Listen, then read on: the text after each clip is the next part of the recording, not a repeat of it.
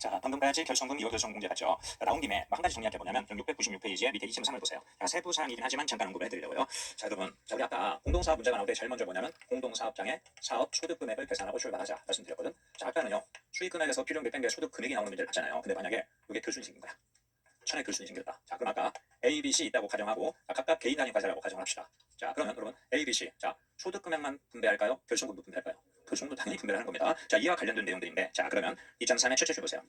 공동사업장에서 결손이 발생했을 때 결손금 통산과 2월 결손금의 필요금액 계산은 다음과 같이 계산한다. 여러분이 방금 제가 여쭤보니까 결손금도 분배한다고 그랬거든. 그러면 여쭤볼게요. 공동사업장 당기 25년도에 발생한 결손금은 공동사업장에서 앞으로 15년간 2월에서 공제할 판다. 맞아요, 틀려요? 맞을 것 같잖아. 15년간 아니야.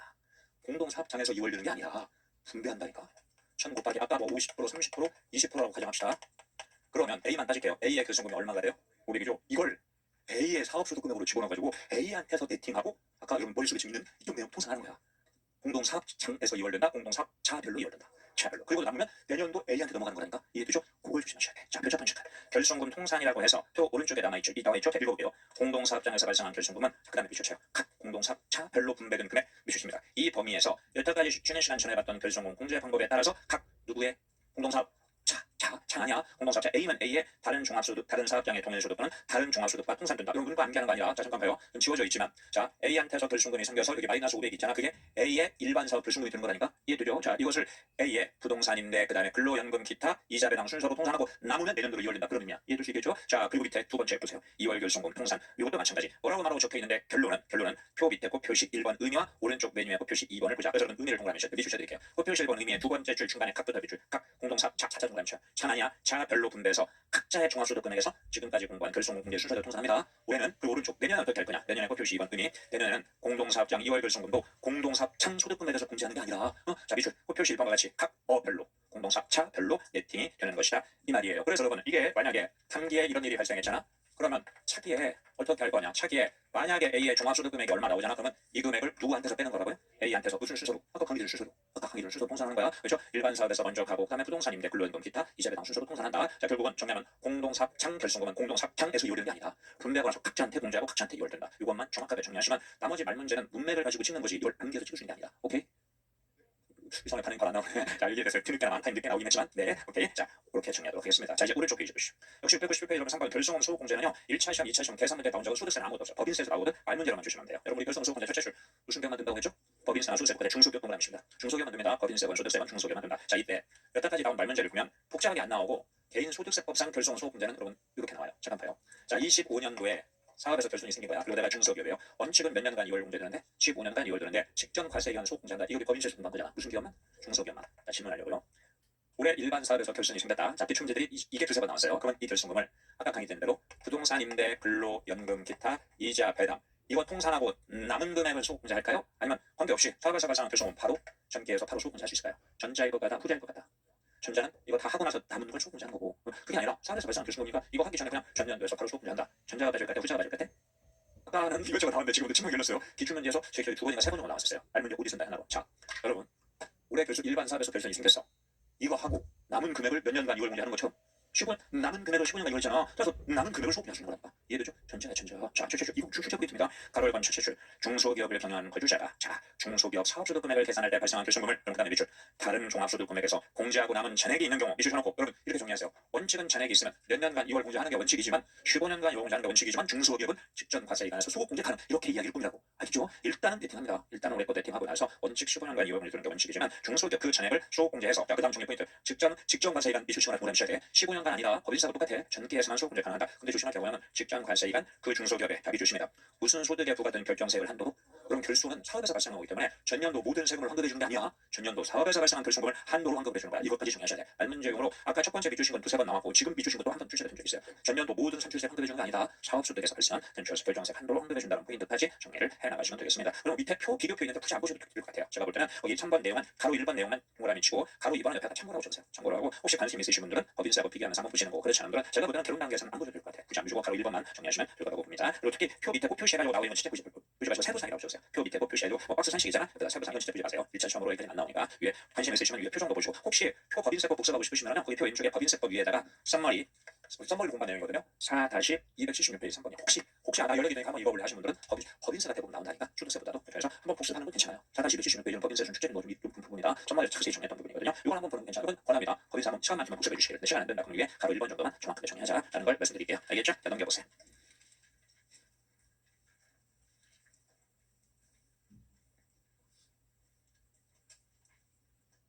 자, 그러면 상수경우 소득금의 부분 계산인데 이것도요 가끔씩 오지선다형의 하나 정도로 가끔씩 나옵니다. 자, 가끔씩 한 번 두 번만 나온 게 아니라 여러 번 나왔어요. 자, 지금 공부하는 소득금액 계산 특례 6절 내용은요 1차 시험 말문제 출제 빈도가 높아요. 그래서 다음 중 소득세법상 소득금액 계산 특례 규정으로서 잘못된 거 골라라, 옳은 거 골라라, 이 출제 빈도가 높아요. 그때 오지선다형이 다양하게 나옵니다. 부당행위도 나오고 결승금도 나오고 그다음에 공동사업도 나오고 그다음에 이것도 덮여서 나와요. 조심해서 정리하셔야 돼. 자, 상속이다. 자, 여러분 이거 한번 정리. 돌아가신 분을 우리는 상속인이라고 하기로 했다. 피상속인이라고 하겠다. 피상속인이고 상속을 받는 사람이 상속인이야. 자, 아버지가 돌아가셔서 여러분이 상속을 받는다고 가정하자. 첫째 원칙. 피상속인의 소득금액에 대해서 과세하는 경우는 비쇼입니다. 그 상속인이 납세 의무를 진다. 여러분 진다. 이걸 나중에 국세기본법에 가면 승계한다는 표현을 씁니다. 자, 진다, 승계한다. 국세기본법 표현으로 따지면 납세 의무 승계입니다. 아버지가 벌어들인 소득에 대한 납세 의무 누가 진다? 상속인이 지는 거야. 상속인, 피상속인이 이미 돌아가셨기 때문에 승계합니다. 이 경우 피상속인 소득금액에 대한 소득세로서 상속인에게 부과할 것과 상속인의 소득금액에 대한 소득세는 여러분 동감이죠. 합산하여 아니면 구분하여. 이게 몇 번 시험에 나왔어요. 예를 들어서 아버지가 돌아가셨어요. 자, 아버지가 돌아가셨는데 아버지의 소득금액이 100이야. 그리고 아들, 딸이 받아요. 자녀가 받았다고 가정합시다. 자, 200이에요. 자, 그러면 요거 곱하기 세율 계산한 금액 곱하기 텍스레이트 T라고 할게요. 이렇게 계산한 금액 이렇게 있죠. 그럼 이걸 합산한 300에다가 기본 세율 6% 45% 곱한 금액 이렇게 계산하겠다? 그러지 않다. 그러지 않다는 거야. 각각의 세율금을 계산한 다음에 이것만 승계하는 것뿐이다. 이렇게 정리하셔야 돼. 구분하여 계산하는 것이 합산하지 않는다. 이게 몇 번 말문제 나왔어요. 이게 아니야. 다시 한번. 공동사업 합산과세 빼고는 불러주세요. 철저한 무슨 단위 과세 원칙이라고? 개인 단위 과세 원칙이라고. 개인 단위. 알겠죠? 합산하는 게 아니라 합산하는 건 공동사업 합산과세는 아니야. 오해하면 안 되실 대로. 그렇죠? 합산하여 구분하여 이게 은근히 시험에 나오는 말문제니까 조심해서 정리할 필요가 있다는 걸 말씀드립니다. 각각 세금을 계산하고 납세 의무만 승계하는 것뿐이니까 아버지가 안 내고 돌아가신 것에 대해서 알겠죠? 정리합니다. 자, 이것에 예의가 하나 있어요. 자, 보통 시험은 1번에 원칙이 나오거든요. 근데 가끔 예의까지 나온 적이 있다. 자, 뭐냐? 읽어볼게요. 연금계좌의 가입자 아버지가 사망하셨어요. 연금계좌. 근데 그 배우자 어머니가 불러주세요. 뭐 없이. 아버지 돌아가시니까 그냥 일시금으로 찾은 거야. 연금을 쓰는데 그 연금을 없이 안 찾은 거야.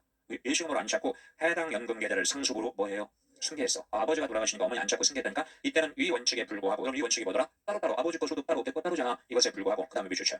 해당 연금 계좌에 있는 피상속인의 소득금액 돌아가신 아버지의 소득금액은 그렇죠. 아버지 걸로 봐가지고 세금 계산해서 내가 승계한다? 상속인의 소득금액으로 본다. 상속인의 소득금액으로 본 거야. 원래 원칙에 따른 아버지 거 소득금액으로 봐가지고 세금 납세금을 승계하는 거라니까. 근데 그렇지 않아. 상속인의 소득금액으로 봐서 소득세를 계산한다. 비추칩니다. 그래서 여러분 옆에 화살표 상속인의 소득금액과 구분하여 계산하는 것이 아니에요. 상속인 걸로 본 거야. 알겠죠? 위에 구분하여 계산하는 게 원칙이라니까. 상속인 걸로 본다. 이것도 가끔 말문제가 나오니까 개념 정리한다. 밑에 곱표지 세 줄은 앞에다가 세부 상이라고 적고 굳이 1차 시험으로는 안 읽어봐도 괜찮아요. 괜찮아요. 가지를 쳐드리면 쳐드립니다. 자, 일단 원칙이 시험에 몇 번 나왔고 특례도 시험에 실제 나왔다는 거 말씀드립니다. 예의라고 생각하셔야 돼요. 원칙은 구분해서 개인 단위다. 근데 예외적으로 이번에 특례의 경우는 그렇지 않을 수 있다는 걸 정리를 좀 하시기를 부탁드리도록 할게요. 오케이. 자, 이제 로마자 5번이에요. 로마자 5번의 밑에 1번입니다. 자, 여러분 기억하시고 그러겠다. 자, 우리 금융소득에서 공부했죠. 시간의 흐름이다.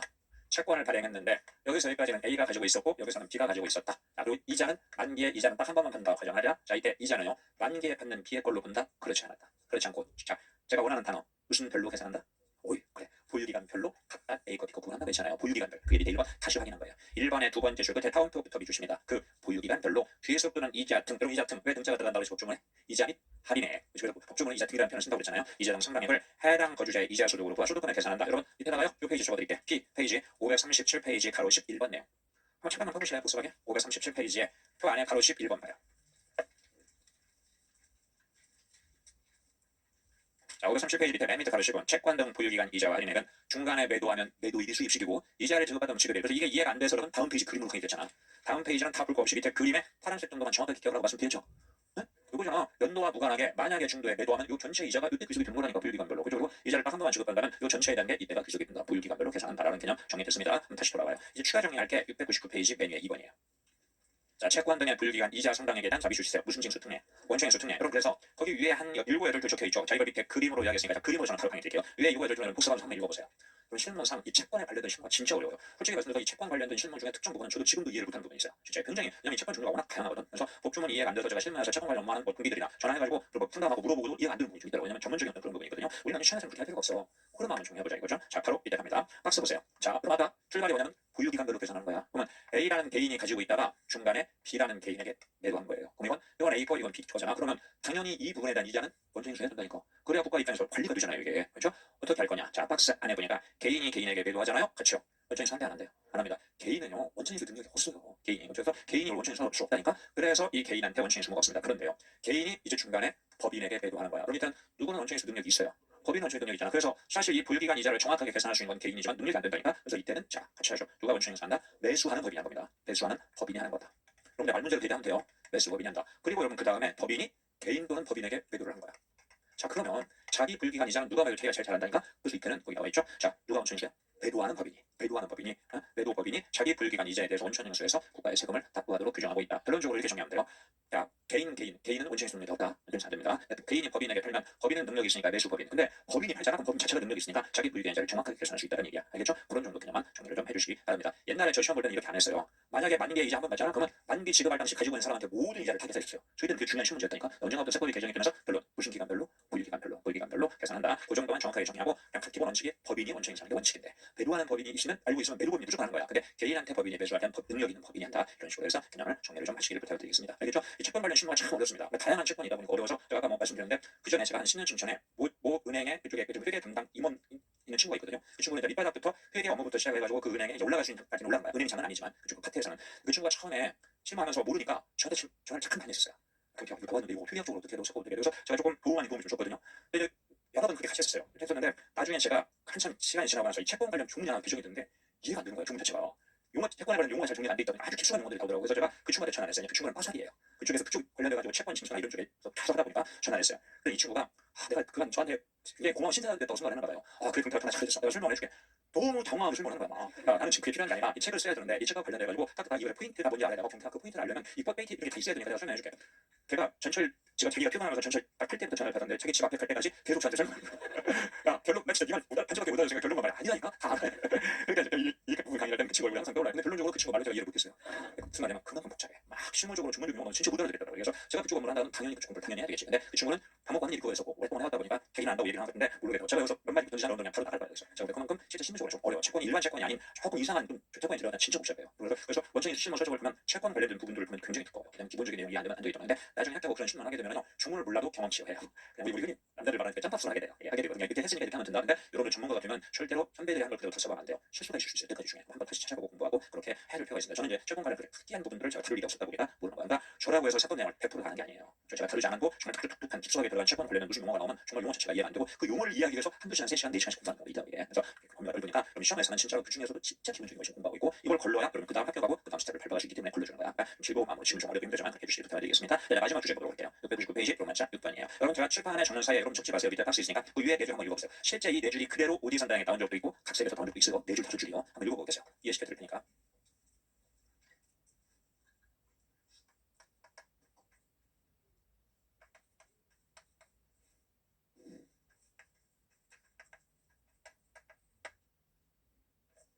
자, 읽으셔도 잘 와닿지 않을 거예요. 그래서 밑에 박스 그림을 보세요. 그럼 이해가 돼요. 자, 박스 안에 보니까 25년도에 이자 수익이 100으로 좀 확정이 됐거든. 근데 오른쪽 화살표 보니까 26년에 중도 해지 등으로 인해서 그럼 실제 내가 확정된 금액이 중도 해지로 인해서 원래보다 금액이 가득될 수 있어요. 내가 100을 신고했는데 사법에서 정하는 수입식 2% 해가지고 나중에 중도 해지 등으로 이자율 등의 변동 등으로 인해서 감액이 될 수 있거든. 자, 문제는 20의 차이가 생긴 거야. 그러면 질문. 원칙.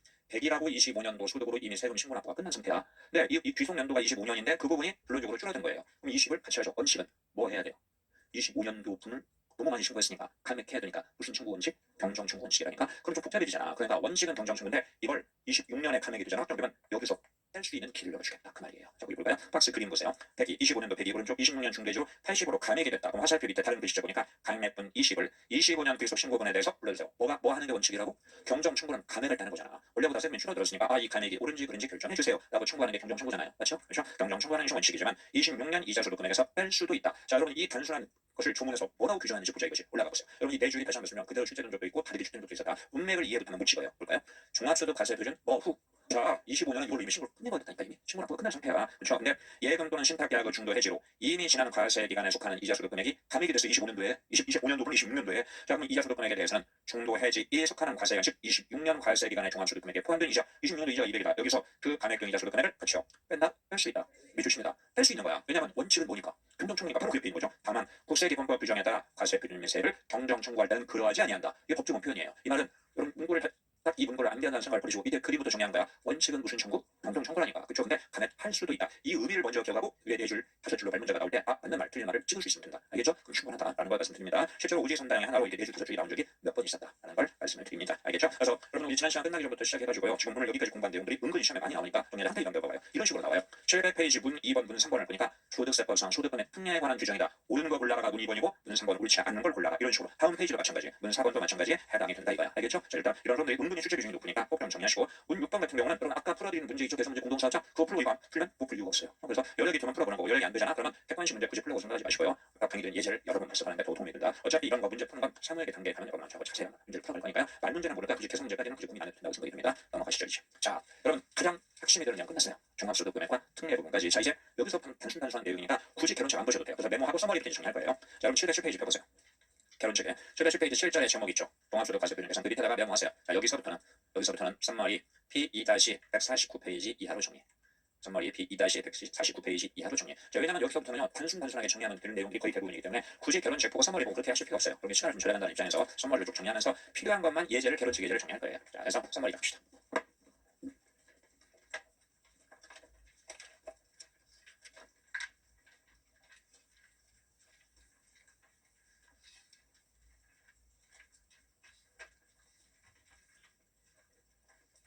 자, 여러분 우리가 이자 배당, 우리 이자부터 기타까지 중에서 내용 이해는 다 됐다고 생각이 드는데 그럼 짜증나게 기억하게 좀 많았던 소득이 뭐가 있었죠? 근로는 비과세에서 얼마까지 비과세 이게 좀 짜증났잖아. 근데 근로에 얼마짜리 비과세는 꼭 기억하셔야 돼. 시험도 워낙 자주 나오니까 기타 소득이 좀 짜증나죠. 기타 소득 정리할 게 많았잖아요. 이게. 자, 이제 이 소득 공제 같은 경우는 저하고 지금부터 강의를 통해서 100% 이해됩니다. 근데 이제 진짜 왔다 갔다 하면서 자꾸 반복해야 될 금액들이 많아요. 지금부터. 그래서 여러분 이건 단순 암기들이 많아요. 단순 암기들이. 그래서 이런 거요. 그냥 오늘부터는 그냥 딱 전철이나 버스 탈 때 들고 타는 거야. 그리고 소득 공제는 방법이 없어요. 자꾸 떠올리면서 자꾸 반복하셔야 돼. 학교하고 신문 나가면 여러분 5월달 종합소득 신고할 때 이런 거 옆에 놓고 하기 힘들어요. 진짜로 암기해가지고 바로바로 해야 된다니까. 물론 대부분 옆에다 하나 놓고 합니다.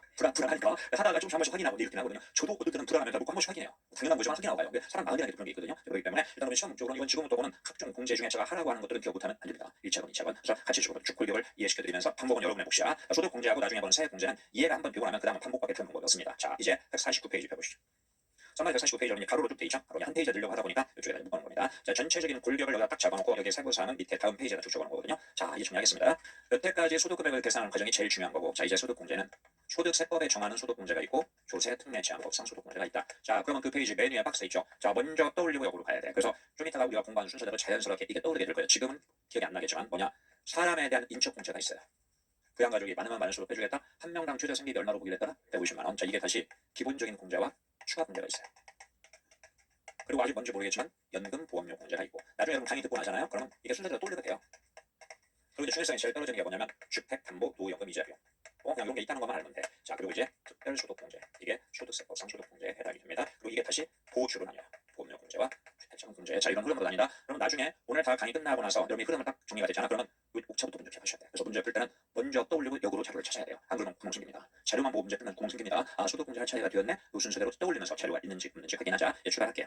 자, 먼저 1번 인척공제입니다. 사람에 대한 공제. 여러분 당연히 한도 여기 요거보다 더 많이 빼줄 수 없겠지. 당연히 마이너스 넘어 이따가 보이지만 없는 걸로 본다. 자, 한도다. 자, 이제 여러분 박스 안에 이 페이지는 하나도 그릴 게 없다. 여기 페이지죠. 교인은 149페이지는 하나도 그릴 게 없어요. 1번 기본 공제. 다시 한번 최저 생계비는 몇 시간 되다는 거야. 그래서 한 명당 먹고 사는데 최저 1년에 얼마나 들어간다? 150만 원 필수 암기입니다. 150만 원. 자, 이때 기본 공제를 누가 해줄 거냐? 크게 네 가지 카테고리로 구분하고 있다. 본인, 배우자, 부양가족. 본인, 배우자. 한마디로 나 자신이 소득 금액이 있으면 그냥 나는 무조건 나 먹고 사는데 150 해준 거야. 무조건 해준 거야 나는. 그렇죠? 근데 그 밑에 배우자나 부양가족은 여러분 우측에 보니까 나이 요건과 소득 금액 요건을 충족해야만 나한테서 빼줄 수 있는 거야. 나이 요건과 소득 금액 요건을 충족해야만 나한테서 빼줄 수 있다. 그런데 그 박스 맨 우측에 표시 1번 보니까 장애인은 나이 따진다 안 따진다. 나이 안 따져요. 소득 금액 요건만 충족하면 됩니다. 소득 금액. 자, 먼저 딱 정리하고 자, 이제 다시 박스 위쪽 봐요.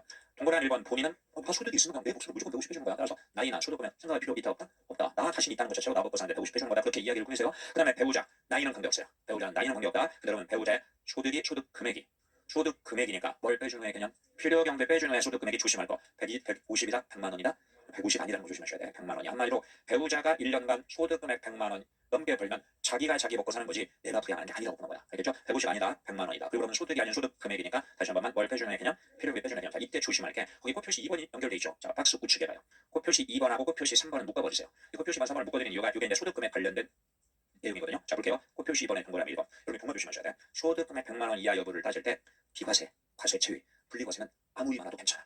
포함하고 판단한다, 제외하고 판단한다, 제외하고 판단합니다. 조심하셔야 돼. 비과세, 그 다음에 과세, 제외, 분리과세는 제끼고 판단한다 이 말이에요. 여러분 따라서 자 잠깐만 우리 지난주에 공부한 사업소득 비과세 중에 부동산 임대 비과세는 꼭 기억하라고 그랬는데 첫째 논밭을 그렇지 작물 생산에 이용하고 받은 거 만약에 봐요 제가 있는데 제 아버지의 소득 금액이 논밭을 작물 생산에 사용하도록 임대하고 받은 임대료가 1,000만 원 있다고 나왔다. 나한테서 빼줄 수 있다 없다? 있다니까. 왜 비과세나 과세 제외는 아무리 많아도 괜찮다니까. 이해돼요? 그렇죠? 그래서 여러분 앞에서 공부한 비과세 과세 제외가 이 소득 공제에서 굉장히 영향력을 발휘하는 경우가 많아요. 자, 지금 여러분 몇몇 분들은 반응이 왔는데 몇몇 분들 반응이 안 온 분도 있으니까 잠깐만 우리 결혼책에도 결혼책 있잖아요. 방금 강의 들은 거 한번 찾아봐요. 사업소득 중에 비과세 작물 논밭 작물용 꼭 기억하라고 했는데 몇 페이지 찾으신 분? 네? 네 575대요.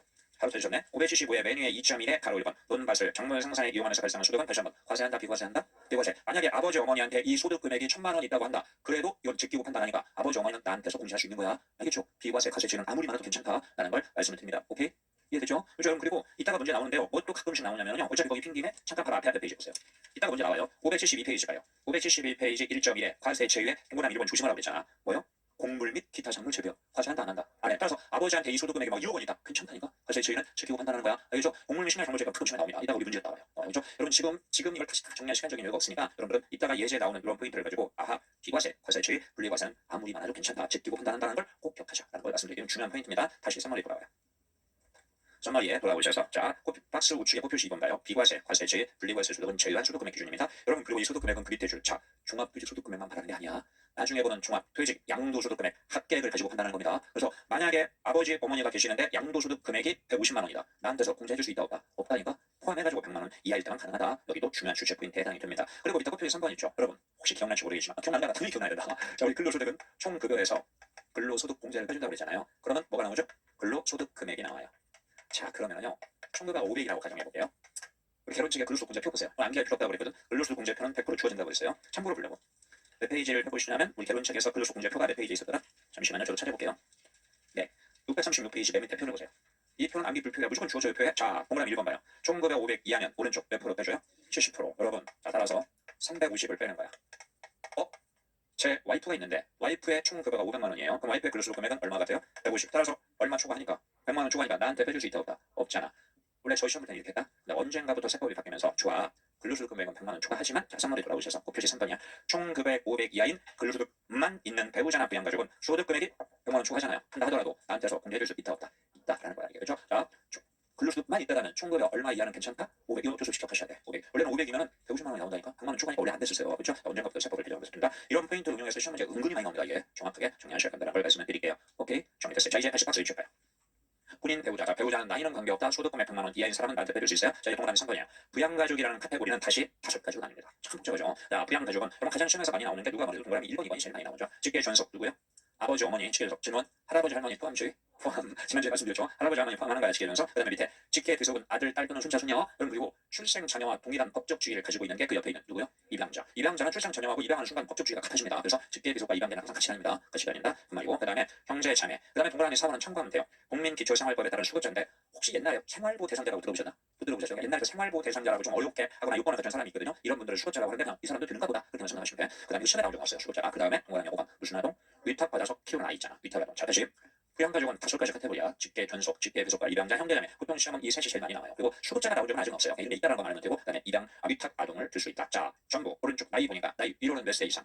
위로는 60세 이상, 아래로는 20세 이하여야 돼요. 19세 아니에요. 위로는 60세, 아래로는 20세 이하. 그래서 직계 전속 아버지 어머니 모시고 살고 있다 하더라도 아버지 어머니 연세가 60세 이상이 안 되면 안 됩니다. 직계 배속 입양자 20세 이하. 형제 자매 마찬가지야. 내가 형제 자매 부양한다 하더라도 위로는 60세 이상이거나 아래로 20세 이하여야 돼요. 수급자는 그런 거 관계없어요. 그리고 위탁아동은 그냥 참고로 적어놨어요. 위탁아동 18세는요. 소득세법에 적혀 있는 게 아니라 이 관련된 법이 있거든. 그냥 참고하시면 돼. 18세는 참고하시면 되지 뭐 이게 시험에 나온 적은 없습니다. 아무튼 원칙적으로 동그라미 1, 2, 3번이 보통 시험에 나오는데 위로는 60세, 아래로 20세 이하다. 그리고 오른쪽 소득금액 요건은 다 갖춰야 돼요. 소득금액은 전부 얼마 이하여야 돼? 100만 원 이하. 근데 누구는 나이는 관계없다고요? 장애인은 나이 관계없고 한마디로 장애인인 아들, 딸이 있었다. 나이는 관계없어요. 20살 넘어도 돼. 근데 소득 금액은 100만 원 이하야. 나한테서 공제받을 수 있다. 이 말입니다. 자 그러면 여러분 잠깐만. 여러분 생각을 여쭤볼게요. 나의 직계 전속만 들까? 내 배우자의 직계 전속도 내가 부여하면 될까요? 예를 들어서 내가 남자 입장이다. 그럼 나의 직계 전속은 우리 아버지 어머니. 근데 배우자의 직계 전속이면 장인 장모잖아. 여자 입장에서는 시아버지 시어머니. 늙을 것 같다 안 늙을 것 같다. 이 사이는 같이 동하고 똑같이 주고합니다. 상을 당하더라도 일반 회사의 경우에 다 같이 주고 하거든요. 오른쪽에 꽃표시 4번하고 5번을 묶으세요. 자 꽃표시 4번. 배우자의 직계 전속 형제자매도 당연히 포함합니다. 배우자의 직계 전속과 형제자매 즉 남자 입장에서 볼 때는 천원 초제도 내가 부양하면 되는 거야. 이해되죠? 배우자 직계 전속 형제자매 포함이 된다라는 거 중요합니다. 선생님 왜 배우자의 직계 전속 직계 형제자매와 직계 비속은 왜 없는 거예요? 배우자 있죠. 아들, 딸은 다 아들, 딸이야. 그렇죠. 다 아들, 딸이야. 할 필요 없더라. 이렇게 보시면 되겠고. 그 다음에 여러분, 요 사이 이혼이 사이간상화 되다 보니까 동그라미 2번. 계부, 계무나 의무차식법 요건만 충족하면 됩니다. 법주문에 뭐 계부, 계무 이런 말은 없어요. 네, 자, 그냥 동의하기 편하게 적어놨다. 여러분, 그리고요. 잠깐만. 직계 비속과 이당자는 있는데 직계 비속의 배우자가 없잖아요. 한마디로 사위나 며느리는 공자대상 이다 아니다. 아니야. 직계 비속의 배우자가 대신에 사위 며느리도 되는 게 하나 있어. 그게 꽃표시 5번이에요. 자, 꽃표시 4번 5번을 묶은 이유가 이 꽃표시 4번 5번은 카테고리가 이 부양가족 범위에 해당이 돼서 묶어버린 거예요. 자, 꽃표시 5번. 사위 며느리는 공자대상이 아니에요. 왜요? 직계 비속과 입양자만 있지 직계 비속의 배우자가 윈축이 없잖아요. 그러니까 안 되는 거야. 알겠죠? 그런데 되는 경우가 하나 있어요. 뭐 직계 비속 입양자와 그 배우자 즉 사위 며느리가 모두 누구야? 장애인인 경우. 자, 이때는 배제해 줍니다. 그때는 배우자 사위 며느리도 됩니다. 그러니까 직계 비속 입양자도 장애인이고 사위 며느리도 장애인일 때는 이때는 해주겠다 이 말입니다. 그렇죠? 자, 그 다음에 꽃표시 6번 아까 위탁가정의 범위죠. 그럼 위탁가정은요 단기에 몇 개월 이상? 6개월 이상 직접 양육해야 돼. 만약에 올해 6개월이 안 되잖아. 그럼 올해부터요. 대신에 칼을 걸고 전기에 소득공제 받지 못한 경우는 전기 위탁 기간을 포함하여 계산한다. 무슨 말일까? 전년도에 5개월이어서 전년도 못 받았어요. 그럼 올해는 전년도 5개월하고 올해 6개월 합쳐서 몇 개월 이상이면 6개월 이상이면 올해 해주겠다 그 말이야. 그렇죠? 그러니까 올해는 6개월 이상이 넘어야 돼. 근데 전년에 못 받아서 전년도하고 올해 또 합쳐가지고 6개월 이상이면 해주겠다. 이런 흐름으로 개념 정리를 해주시면 되겠습니다. 오케이. 자, 부탁드릴게요. 그럼 지금 강의된 기본 공제, 나, 배우자, 부양가족, 부양가족은 다시 5가지 카테고리로 나뉜다. 이런 흐름을 여러분이 교재 보지 않고 진짜 자기가 자기한테 강의할 수 있어야 돼. 나의 요건, 소득금의 요건. 이런 게 머릿속에 없으면 문제를 풀 수가 없어요. 그리고 실무 나가서 제대로 일을 못해요, 여러분들이. 그래서 이런 건 필수다라는 걸 정리하십시오. 자, 이제 기본 공제에다가 뭐가 있냐? 부양비가 좀 많이 들어가는 분들 있잖아. 이런 분들은 추가 공제 해주겠다. 그럼 추가 공제는 어쩔 수 없어요. 자료 읽으면서 문제 풀면 구멍 송송송 뚫립니다. 먼저 떠올리고 역으로 가야 돼. 거기 제가 앞에까지 파란색 처리해줘. 형 방법 없어요. 경장 부한 떠올리고 자료 찾으면서 문제 풀어야 돼. 이따 우리 이렇게 풀 거야. 경장 부한 거기 파란색 처리해줘. 경로우대 한마디로 노인 모시고 살면 부양비가 많이 들어갈 수밖에 없다니까요. 그렇죠? 여기 이제 노인의 기준 따로 기억하셔야 돼. 몇 세 이상? 70세야. 근데 정말 조심할 게 누가 70세 이상? 기본 공제 대상자가 70세 이상이야. 이건 무슨 말이냐면 여기 잠깐 봐요. 아버지 연세가 70세 이상인데 아버지의 소득 금액이 100만 원 초과해서 기본 공제가 안 된 거야. 그러면 나한테서 추가 공제, 경로우대 공제 아버지 할 수 있다 없다? 없다. 기본 공제 대상자 각 70세 이상이야 돼. 굉장히 중요합니다. 시험 문제에서 이거 응용해서 문제 나올 때 많이 듭니다. 이따가 문제 나올 거예요. 조심하셔야 돼. 70세 이상이라고 다 해주는 게 아니다. 기본 공제당 소득 금액 요건을 갖추고 있어야 된다는 걸 말씀을 드릴게요. 오케이. 그다음에 자, 장애인이죠. 그럼 장애인은 정말 부양비가 많이 들어간대요. 실질적으로. 근데 역시 마찬가지 기본 공제 대상자가 장애인이어야 돼. 그리고 금액은 필수적으로 기억하셔야 돼. 경로우대자 100만 원. 장애인은 워낙 비용이 많이 들어가니까 얼마? 200만 원. 이런 건 필수적이야. 이런 건 절대로 문제가 제시 안 됩니다. 여러분이 뒤에서 문제를 풀어야 됩니다. 그리고 합격하고 실무 나가면 당연히 여러분이 이렇게 해야 되는 거고. 경장 부한. 자, 부녀자입니다. 그럼 부녀자는 옆에 있죠. 아니, 여러분 이해하기 편하게 적어놓은 거야. 나 자신이 여자일 때만 됩니다. 가족은 관계없어요. 나 자신이 여자일 때 한마디로 어떤 취지가 되어 있냐면 여자가 바깥에 나가서 사회생활을 하려면 집안일 꾸리는데 시간과 돈이 더 들어가니까 얼마 빼준다? 금액은 좀 작지만 50만 원이라도 빼주겠다 이거야. 근데 이때 나 자신이 어떤 여자에 되느냐? 동그라미 1번. 나 자신이 남편이 없는 여성이라면요. 기본 공제 대상 부양가족이 있는 세대주여야 돼요. 그럼 따라서 나 혼자 살고 있는 여성 독신 세대주다. 된다 안 된다? 안 돼. 남편이 없는 여성이라면 반드시 기본 대상 부양가족이 있어야 됩니다. 독신 여성 세대도 안 됩니다. 안 된다. 알겠죠? 그리고 동그라미 2번. 배우자가 있는 여성. 남편인 여성 무조건 되는 거야. 남편인 여성 되는 거야. 자, 결론적으로 이야기를 꾸미게 헷갈리니까 적어보세요. 자, 경장 부할 차례가 되었네. 부녀자. 나 자신이 누구일 때만 여자일 때만 되는 거야. 기억할 때 동그라미 2번을 먼저 기억하면 좀 더 편해요. 남편인 여자는 다 됩니다. 남편 여자. 질문. 남편이 고소득자다. 된다 안 된다? 된다니까. 남편이 백수다. 된다. 관계없다. 그래 다 되는 거야. 근데 남편이 없는 여자라면 반드시 누가 있어야 돼? 그냥 부양가족 아니야. 기본 공제 대상 부양가족이 있는 세대주여야 된다니까. 독신 여성 세대도 안 됩니다. 이거 진짜 많이 당합니다. 2차 시험에서. 독신 여성 세대도 안 돼요. 기본 대상 부양가족이 있는 여성 세대주여야 된다. 라는 걸 말씀드립니다. 알겠죠? 그럼 그리고요. 요건이 하나 더 있어. 진짜 50만 원 해주면서 이거 진짜 가져와요. 오른쪽 페이지 맨 밑에 꼽혀주시죠. 오른쪽 내용에 꼽혀주시면 봐요. 종합소득금액 얼마 이하야 돼요?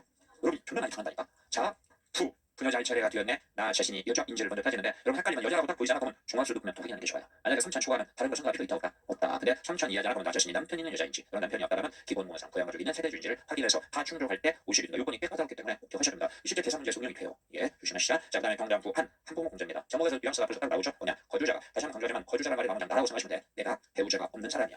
그러니까 아이 혼자 키우는 병이에요. 내가 배우자가 없는 사람으로서 기본 공제 대상 직계 비속과 일양자 위탁아동은 대상 아닙니다. 일부러 주고 그어버렸어요. 위탁아동 혼자 키우는 건 관계없다. 알겠죠? 자, 일단 그렇게 정해. 이러면 얼마 빼준대요? 100만 원 빼준다. 이렇게 그럼 적어주시죠. 자, 부탁드릴게요. 이따가 문제 그렇게 풀 거예요. 경장 부한 경로우대자 기본 공제 대상자가 70세 이상. 장 기본 공제 대상자가 장애인 100만 원, 200만 원. 부 먼저 떠올려야 돼. 나 자신이 여자인지 봐서 남성이면 그냥 무조건 체크해버려야 돼. 여자라면 종합소득금액 3천 이하인지 확인하고 이하잖아. 남편은 여성이거나 남편이 없는 여성이라면 기본 공제상 배우자가 있는 부양가족이 있는 세대주여야 된다. 한부모 공제 기본 공제 대상 직계 비속 입양자가 있는지 배우자가 없는 사람으로서 확인되면 100만 원 빼줍니다. 그러면 자, 아버지가요. 장애인이면서 아버지를 부양하는데 장애인이면서 70세 이상이야. 200만 원, 100만 원 충족될까요? 안 될까요? 됩니다. 왼쪽 페이지 맨 밑에 2번에 박스 맨 왼쪽에 밑에 추가 공제 제목에 백화를 하고 항목 간 중복 적용 가능합니다. 근데 조심할 게 3번과 4번이 모두 해당되면 4번이다. 한마디로 부녀자 공제도 되고 한부모도 되잖아. 그러면 중복 안 됩니다. 한부모 공제 100만 원만 됩니다. 여기까지 정리해 놓으셔야 돼. 이 페이지는 거리가 아무것도 없어요. 진짜. 제가 일부러 숲을 보라고 딱 박스에 요약을 딱 해놓은 거다라는 겁니다. 제가 이거 선머니 정리할 때 이 박스는 제가 어디서 긁어왔냐면 제가 한 25년쯤 전에 국무총리실에서 제 의뢰가 들어와가지고 국무총리실 그 가족분들 거기 직원분들을 대상으로 해서 소득세를 한 4시간 정도 특강 좀 해달라고 했을 때 그때 좀 알기 쉽게 하려고 요약을 하면서 한 페이지 있어가지고 한눈에 들어오게 좋겠다 싶어서 그냥 선머니 할때 긁어왔어요. 그것까지를 좀 보완한 거거든요. 이 틀을 여러분들 꼭 기억 좀 해주셔야 돼. 쉽게 해당이 된다. 알겠습니까? 여기 있는 거 기억 못하면 이제 못 풀어요. 합격해서 시험 못해요. 꼭 기억을 해주시기를 부탁을 드리도록 하겠습니다. 넘겨가요. 다음 페이지에 자 보시면 인적공제 관련 추가 정리사항이 있습니다. 자 이제 숲을 봤으니까 세부사항을 좀 보셔야 돼. 자 그러면 가로 1번 아하 동거하고 있는 사람만 들 거냐 별거하고 있으면 안 되느냐. 자 하나하나 볼까요? 가로 1번에 동거랑 1번 꼭 기억하자. 배우자나 그리고 누구하고 누구랑 항상 같이 다닌다고요? 직계배속 이방자랑 같이 다닙니다. 배우자하고 직계배속 이방자는 별거해도 됩니다. 따로 살아도 됩니다. 따로 살아도 소득 금액 나이 요건만 충족하면 됩니다. 그렇죠? 꼭 기억하시고요. 자 동그라미 3번을 먼저 봐요. 자 동그라미 3번 첫째 줄 끝에 주거 형편에 따라 별거하고 있는 경우 사는 형편에 따라 별거하고 있는 경우 봐주는 경우는 딱 하나야. 누구만 직계전속만 거주자의 직계전속. 우리 아버지 어머니를 내가 부양하는데 아버지 어머니가 따로 살고 있다고. 그래서 우리 집에 방이 한 칸밖에 없어가지고 별거하고 있다가 봐준다니까. 그렇죠? 누구만 봐줘요? 직계전속만. 그리고 나만 봐주면 아니야. 가로 열고 닫고 배우자 포함이니까 장인 장모 내가 부양하고 있는데 아버지 장인 장모 따로 살고 있다. 괜찮아. 부양 입증만 되고 주거 형편에 따라 별거하는 것만 입증이 된다면 나한테 빼준다. 이거 모르는 분들이 은근히 많으시더라고요. 자기 부모님 부양하는데 같이 안 산다고 해서 안 빼주는 그런 분들이 아니야. 뺄 수 있습니다. 그렇게 정리하시고 그 다음에 여러분 여기 어디에도 동그라미 3번 어디에도 형제 자매 주거 형편에 따라 별거하고 있는 경우 봐준다는 말이 없죠. 그 형제 자매는 동그라미 2번에 해당이 될 때는 별거하고 있어도 봐주는 거예요. 어떤 경우 동그라미 2번 보니까 동거 가족이 취업 합격하기 위해서 질병 요양 치료하기 위해서 근무 상사 합상 형편으로 일시 퇴거한 경우 이럴 때만 봐주는 거야. 또 형제 자매는 동그라미 1번에도 안 들어가고 동그라미 3번에도 안 들어가기 때문에 동그라미 2번에 해당이 될 때 봐주는 거다. 그래서 내가 동생을 부양하고 있는데 동생이 학교 관계로 하숙 때문에 우리 집에서 잠깐 퇴거했다. 봐주겠다는 거지. 이럴 때는 이해하시겠죠? 그런데 시험에서 제일 중요한 건 동그라미 1번이에요. 배우자 직계배속 입양자는 별거해도 괜찮아. 무슨 요건만 충족하는 나이 요건 소득금액 요건만 충족하는 대체적인 목적을 하실 필요가 있다는 걸 말씀드릴게요. 자 이제 가로 2번. 그러면 나이 요건과 소득금액 요건을 언제를 기준으로 판단할 거냐? 원칙 여러분 12월 30일 기준. 12월 30일 기준으로 해서 판단한다. 기준일이 이날이에요. 그래서 이해를 돕기 위해서 잠깐만요. 이렇게 해서 여러분이 예를 들어서 자, 합격하고 여러분이 이제 짝을 만나서 결혼을 했어. 2월 말쯤에 결혼을 해서 허니문 베이비가 생겨가지고요. 12월 31일 날 23시 59분 59초에 여러분 아이가 태어난 거야. 그럼 아이 태어나면 여러분 거기다가 아이를 태어나면 엉덩이 딱 때려서 우는 거 보고 그 다음에 다리나 팔목에다가 이름하고 붙여놓거든요. 그리고 날짜 시간 붙여보나요. 그러면 얘는요 딱 12월 30일 현재로 있기 때문에 얘는 여러분 소득 있잖아. 몇 세 이하야? 20세 이하. 소득금액 없잖아. 그러니까 여러분 바로 기본공제 얼마 빼준다? 150만 원 기본공제를 빼주는 거야. 이해되죠? 이게 12월 나이에요. 그리고 여러분 정말 그래서는 정말 안 되겠지만 정말 우리끼리 그냥 이해 목적으로 장애인으로 태어났다고 가정하자. 그래서 안 되겠지만 그러면 장애인 공제 얼마 해줘요? 200만 원 해주는 거야. 이해하시겠죠? 자, 12월 30일 기준이다라는 걸 말씀드리기 위해서 이 말씀을 드리는 거예요. 오케이? 정리하시자라는 겁니다. 자, 여러분도 빨리 합격하셔가지고 여러분 짝 만나셔서 결혼해가지고 여러분 2세를 낳은 그런 기쁨과 행복을 느꼈으면 좋겠어요. 진짜로. 저는 정말 죽을 때까지 이길 수 없는 게 뭐냐면 첫째 아이를 딱 손에 안는 순간 여기서 헐떡거리고 지금 말하는 소리 지금 그때 생각이 나요. 꿈틀하는 그 장면 그 순간은 죽을 때까지 잊을 수가 없어요. 자, 그 짧은 시간에 머릿속에 천명만성이 교차합니다. 자, 뭔가 아버지가 됐다는 기쁨, 그 다음에 이 녀석을 잘 자랄 수 있도록 어떻게 시켜야 되고 이런 생각들이 많은 생각이 짧은 몇 초 동안 막 교차하더라고요. 그 느낌을 지금도 잊을 수가 없어요. 그 느낌을 여러분 빨리 좀 받아봤으면 좋겠어요. 근데 딱 그때뿐이야. 한 2, 3년 지나잖아. 정말 야 정말로 하고 싶어요. 그 사춘기라는 요사는 정말 뭡니다. 그 순간 그 기간이 굉장히 길어 요사님인데 그때 그런 걸 극복한 가정을 거치면서 가족이 되는 것 같더라고요. 그러니까 그래서 여러분들도 합격하고 여러분 좋아하는 사람 만나서 결혼하고 이런 하나의 어떤 소소한 그런 기쁨들을 좀 느끼는 게 좋지 않을까라는 생각이 들어요. 당연히 그렇게 하겠지만요. 그래서 소소한 거고 큰 행복보다는 그런 소소한 행복들이 쌓여가지고 어떤 시한적인 목표라고 나이 먹고 그럴 때 제가 볼 때는요. 자 일단 이렇게 하자. 자 12월 기준이다라는 걸 잊으면 안 돼요. 자 예의가 있어요. 예의를 당연히 기억하셔야 됩니다. 예의. 자 기억 보니까 12월 30일 전에 사망한 자는 여러분 딱 두 가지. 전날 기준으로 판단하는 건 두 가지입니다. 사망과 장애 치유입니다. 장애 치유. 그러니까 아버지가 잘 사시다가 12월 30일 날 돌아가셨어. 그러면 12월 30일 날 계세요 안 되세요? 안 계시죠? 그럼 하루 못 살았다고 안 빼주는 건 너무 이상하잖아. 그럼 이때는 전날 기준이야. 12월 29일 현재 아버지 연세가 몇 세냐? 소득 금액이 얼마냐? 이걸 따지겠다 이거예요. 그리고 여러분 만약에 장애자가 수술을 받아가지고 장애 치유가 됐잖아. 그럼 12월 30일 현재는 장애인 아니죠? 괜찮아. 치유 전날 기준으로 장애인만 된다 이거야. 알겠죠? 전날 기준은 딱 두 개밖에 없다. 뭐하고 사망과 장애 치유. 여러분 우리 이혼 들어가요 안 들어가요? 안 들어가죠? 맨 밑에 정리 보세요. 이 이혼이나 사망이 가끔 시험에 나옵니다. 대선 문제. 자, 맨 밑에 정리 보세요. 과세 기간 중에 배우자와 이혼하는 경우 또는 배우자와 사망한 경우 어떻게 할 거냐? 그럼 이 표를 꼭 정리해야 되는데 안 게 아니야. 표 밑에 제가 꼭 표시 1번, 2번 묶어놨고 3번, 4번 묶어놓은 이걸로 이야기를 꾸미면 돼요. 자, 표의 첫 번째 칸. 배우자와 이혼하면 다시 한번 이혼일 전날 기준 있다 없다? 없다니까. 따라서 밑에 꼭 표시 1번. 과세 기간 중요일 12월 말 현재 배우자가 없으니까 배우자는 기본 공제 된다 안 된다? 안 돼. 안 되니까 밑에 꼭 표시 1번. 배우자가 없으니까 기본 공제 대상 직계배속 입양자 있으면 무슨 공제는 가능한 거야? 한모 공제가 배우자가 없으니까. 배우자 없으니까. 그러니까 중간에 이혼하면 12월 말에 배우자 없다. 배우자가 없는 사람이 되니까 기본 공제상 직계 비속이나 이당자 있을 때 한번 가능합니다. 그러나 표 맨 밑에 칸 사망한 경우 그럼 사망일 전날 기준이죠. 따라서 오른쪽 페이지 맨 위에 표에서 한번 이야기를 꾸민다. 사망일 전날 기준으로 하기 때문에 소득금액 요건만 충족하는 나의 기본 공제 대상자가 됩니다. 그리고 밑에 화살표 배우자가 있으니까 한번 공제는 받을 수 있다 없다? 없다는 거야. 그렇죠? 사망한 경우와 이혼한 경우 달라요. 완전히 다르기 때문에 개념을 정확하게 정리하고 실제 기출문제 보면 1차 해석은 2차 해석은 이혼한 경우도 나왔고 사망한 경우도 나왔어요. 배우자 경우 정확하게 정리 안 되면 당합니다. 꼭 좀 정리를 해주시길 부탁드리도록 할게요. 올라가세요. 올라가셔서 자기 가로 2번에 동그라미 2번 예유에 기억까지 봤죠? 이은이에요. 이은. 자 기본 공제 대상자 및 여러분 거기 자녀 세액 공제는 아직 공부 안 한 거야. 나중에 세액 공제 살 거니까 무시하세요. 자 기본 공제 대상자를 판단할 때 적용 대상 나이가 정해진 경우에는 자 여러분 단기 중부터 비추실게요. 단기 중 하루라도 해당 나이에 해당하는 날이 있잖아. 공제 대상자로 합니다. 자 이게 저희 시험 공부할 때는요. 12월 31일 현재 20세를 초과하면 안 됐어. 근데 지금 이 문구가 좀 합격하고 나서 한참 있다가 생겼는데 이제 이 문구가 들어가면서 12월 말 현재로는 20세 초과하더라도 올해 중에 하루라도 20세 이하인 날이 있으면 해주겠다. 밑에 사례 보세요. 25년 1월 1일로 20세가 되는 장남이 있는 경우에는 25년 중에 20세 이하인 날이 하루 있는 거야. 그렇기 때문에 12월 30일 현재 20세 초과한다 하더라도 공제받을 수 있다 없다? 있다 이거. 하루라도 20세 이하인 날이 있으면 된다 이거죠. 여러분 그래서 밑에 동그라미 3번 보니까 나이 요건을 판단할 때 20세 이하가 되는 날과 그 이전 기간을 말한다. 자 여러분 이건 개정이라고 써있지만 사실은 과거에 있던 규정을 정확하게 법조문 정리한 거예요. 자 무슨 말이냐면 여러분 오해하는 분들이 많아요. 자 예를 들어서 자 봐요. 2025년이에요. 1월 1일부터 12월 31일이에요. 자 만약에 5월 10일 날 딱 20세가 된 거야. 이해되죠? 그러면 여러분 어떤 생각을 하냐면 이때부터 1년간 20살이라고 생각을 한다니까? 법 나이는 그게 아니야. 여기를 딱 지나는 순간 20세 축하합니다. 이해돼요? 그래서 자꾸 이거 질문들이 하도 많이 나오니까 기획되면서 귀찮은 거야. 그래서 20세 이하라면 거기 법조문 이번에 문구 확실하게 나오죠. 20세에 드는 날과 그 무슨 기간? 이정이야. 따라서 이날 다음 날부터는 20세 초과가 되는 거야. 알겠죠? 우리가 일반 나이 생각하면 안 돼. 법 나이야, 법 나이. 법 나이는 이날 딱 넘기면 이때부터는 20세 초과예요. 자 그런데 여러분 방금 위에 문구에 따르면 12월 말에 20세 초과지만 하루라도 20세 이하인 날이 있으면 올해는 된다 안 된다? 된다. 그게 위에 문구가 연결되는 거야. 알겠죠? 개정이라고 적혀 있다고 해서 의미가 개정된 게 아니라 이렇게 하고 질문들이 많이 나오니까 국가가 그냥 명확하게 나온 거야. 그날 넘으면 20세 초과가 된 거다. 알겠죠? 이해돼요? 네, 이런 겁니다. 우리가 일반적으로 20세 지금부터 1년간 20세 그게 아니라는 거다. 그날 딱 넘기면 20세 초과야. 그런 식으로 부분을 정리를 해주시기를 부탁드리겠습니다. 오케이. 개념 정리 하나가시면 큰 문제 없을 거라고 생각이 들고요. 오케이. 자 이제 밑에 가로 3번 보니까 한 명이 2명 이상의 공제상 가족에 해당이 되는 경우가 무슨 말이냐면 자 봐요. 제 배우자는요. 저의 배우자이면서 장인 정모의 누구예요? 아니 너무 어려운가? 제 배우자, 제 와이프는 저의 배우자임과 동시에 제 장인 정모의 누구예요? 쉽게 비속이잖아. 그러면 저한테도 되고 장인 정모한테 될까? 안 된다는 거야. 자 밑에 줄 있죠. 중복 된다 안 된다? 중복 안 돼요. 그중 한 명의 공제상이 든 겁니다. 다시 드는 게 아니야. 예를 들어서 제 아들 딸은 제 배우자 아들 딸도 드는 거잖아. 예를 들어 그러면 저도 소득이 있고 배우자 소득이 있다는 거야. 다 된다 안 된다? 안 돼. 중복되지 않습니다. 한 사람한테 한다. 누구 걸로 하느냐? 밑에 동그라미 2번 3번은 여러분이 읽어보면 될 것 같아요. 제가 볼 때는. 자, 동그라미 한번 읽어볼게요. 누구의 공제상 가족인지 불분명한 경우. 자 저희가 선택하면 되는데 불분명하잖아. 그러면 동그라미 기억이네. 갑의 부인이 장인 정모의 부양가족 직계 비속이 됐다니까 이때는 누구 걸로 해줘요? 배우자로 본다니까 직계 비속으로 보는 게 아니라 이런 틀이 있으니까 거기 밑에 있는 내용 여러분 한번 시간 주면서 읽어보시면 될 것 같아요. 알겠죠? 그러니까 결론적으로 중요한 건 중복된다 안 된다? 안 된다. 그렇죠? 한 사람한테만 된다. 근데 만약에 불분명하면 밑에 기준에 따라 부세청에서 처리하겠다. 그 말이에요. 그렇게 해서 흐름을 잡아주시기를 부탁을 드리도록 하겠습니다. 자 여러분 여기까지 하고 조금 쉬었다가요. 예제를 한번 풀어볼 거예요. 예제를 풀어 여러분이 해주시기 거든요. 그래서 쉬는 시간에 가급적이면 아까 앞에 3번이 앞에 있는 내용에 골격을 한 번 정도 읽어보시면 좀 이따 예제 푸는 조금 더 수월할 거라고 생각이 듭니다. 좀 쉬었다 진행할게요.